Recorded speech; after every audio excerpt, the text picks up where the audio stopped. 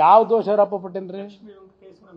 ಸಾಯಿ ವೆಂಕಟೇಶ್ವರನಪ್ಪ ಅದು ಹೇಳು ಏನದು ಯಾವುದು?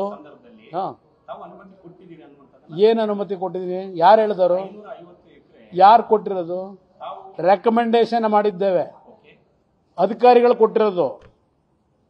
ನಾನು ಕೊಟ್ಟಿದ್ದೀನಾ? ಓದಕ್ಕೆ ಬರುತ್ತಾ? ಅದು ಯಾವುದು? ಏನು ಅದೆಂತೂ ಇಟ್ಕೊಂಡು ಟಿ ವಿ ಮುಂದೆ ಇಟ್ಕೊಂಡ್ಬಿಟ್ಟು ಕಡ್ಡಿ ಹಿಡ್ಕೊಂಡು ಅಲ್ಲಾಡಿಸ್ಕೊಂಡು ನಿಂತಿರೋದ?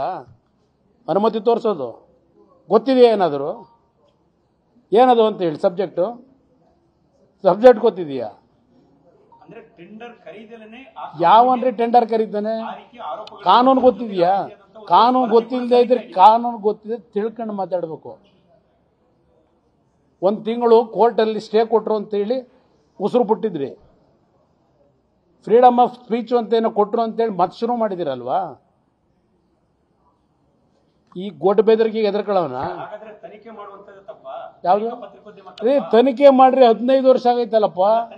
ಯಾವನ್ರಿ ಪತ್ರಿಕಾ ಸ್ನೇಹಿತ ಅವನು? ಪತ್ರಿಕಾ ಸ್ನೇಹಿತನ ಅವನು? ಎಷ್ಟೆಷ್ಟು ಕೋಟಿ ವಸೂಲಿ ಮಾಡ್ತಾನೆ ಬ್ಲಾಕ್ ಮೇಲ್ ಮಾಡಿ?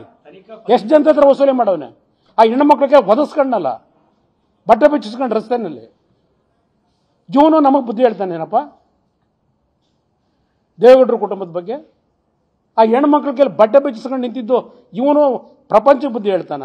ಟಿವಿ ಹಿಡ್ಕೊಂಡು ಯಾವೊಂದು ಟಿವಿ ಹಿಡ್ಕೊಂಡು ಎದರಕತೆ? ಇವತ್ತು ನನಗೋಸ್ಕರವಾಗಿ ಸುಮ್ಮನಿದ್ದಾರೆ ಜನ. ಏನು ಯಾವ ರೀತಿ ಬಂದಿದ್ದಾನೆ ಬ್ಯಾಕ್ಗ್ರೌಂಡು?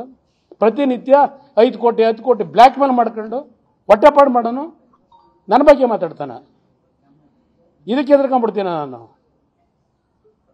70 mm ತೋರಿಸ್ಕೊಳಕ್ಕೆ ಹೇಳು.